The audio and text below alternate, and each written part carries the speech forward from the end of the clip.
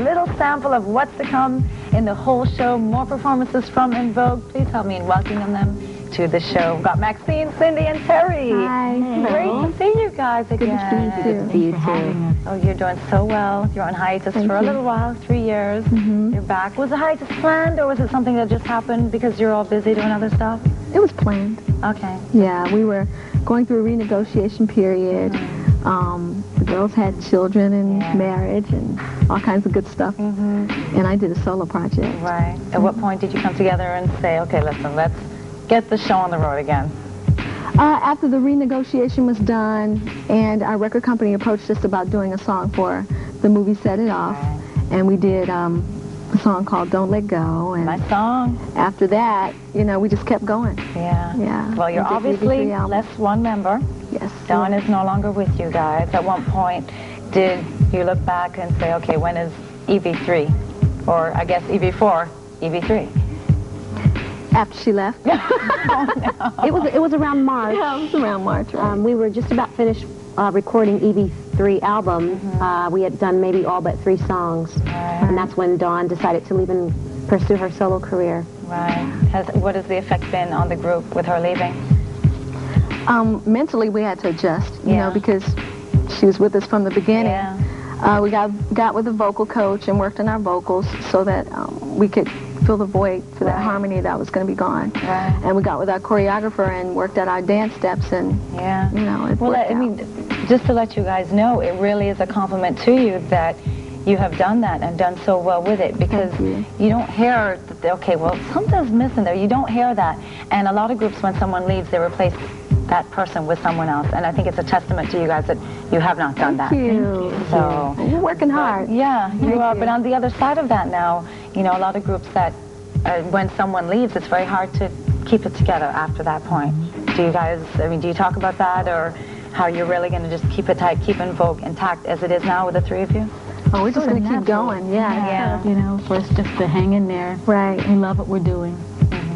Okay, now the look. A lot of people have been talking about, especially from whatever, a little bit of a different look. But you guys have always come out with different looks in all your videos, and I mean, whatever has a different look, and Too Gone, Too Long. Do you have an active part in that, in the videos and in the choreography of them? Pretty much. Yeah. We consult the professionals, the experts, and then we throw in our little 2 cents. Right. And all the guys want to know, you're not showing them today, but the legs.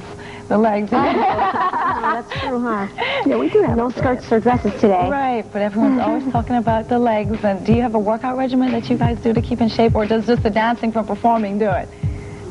Usually we're jogging. We try to work out, Jogging and working out with a little bit of weight. Right. I have to, because I love junk food. Girl, I know. Well, we're going to continue talking with you when we come back. More from En Vogue on Planet Group. Stick around.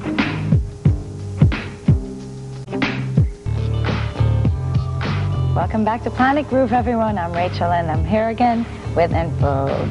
So, time off. Was it difficult getting back into the studio? No. Doing the thing again? No, just flowed right back into it. Yeah, I know in the time off, you got married, had a baby, and Maxine also had a baby. Is it difficult getting back into it, juggling, being a mom, you know, a wife? It's definitely more difficult. It was a lot easier before, but now to try to juggle being a wife and a mom and a career woman, that's, if you can do that, then you are successful. Right. Well, the other part, too, is you guys have always had the image, you know, funky divas. Does that make it even harder to live up to this image that you have out there? Being a mom? Yeah. You know, sometimes it's hard to, you go home, okay, you put on your sweats and, you know, your feet in, and you're not quite that funky diva image, you know what I mean? Well, I think for me, even before I had a child and was married, whenever I went home, the whole funky diva image got left outside of the door, you know, and I'd come home and just throw on jeans and sweats and not really be that person from En Vogue. How different are all of Me you too, from? and I don't have any kids. Right, exactly. Me too. We look forward to taking off all the drag and just being Right. Is it something that you would want your kids to get into? Are there any images in the media that you try to keep away from them? I think just the art itself of music and theater Yeah, I think if my child wanted to do that, I would encourage him. Right. So if you guys were not where you are in the industry, what would you be doing? Go back in time. Where would you be? What would you be doing? I would either be a fashion designer or interior decorator. Okay. And I'd probably be acting. Okay. Max? I think I'd probably still be working in a hair salon. Right. That was before En Vogue, yeah. Right. Are there any other sides of entertainment that you think you will get into later on? Maybe acting. Yeah. Yeah. That's definitely. Action. Right. Action. I'm only interested in action. Right. Okay, so you've been around a while. What are some of the things that you've learned throughout the years that you've been doing this? Things that are still important to you to keep up, other things that you've thrown to the wayside, not important anymore? I've learned that you got to be true to yourself. Right. Yeah, first and foremost. That's what I've learned. Cindy? I think, oh, gee, I've learned too many things. A lot of things I didn't want to learn. It's a tough business. It's a tough business to survive in.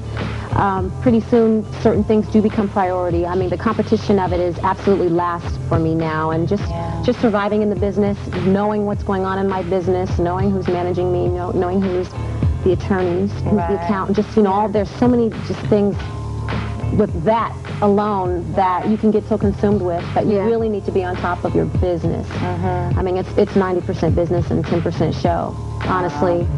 Definitely. Does that make it difficult when you have to be so much on top of the business side of it to stay creative and keep going out there and doing your thing in front of the audience, and in the back of your mind you're thinking about, okay, well, the business side of it. Right.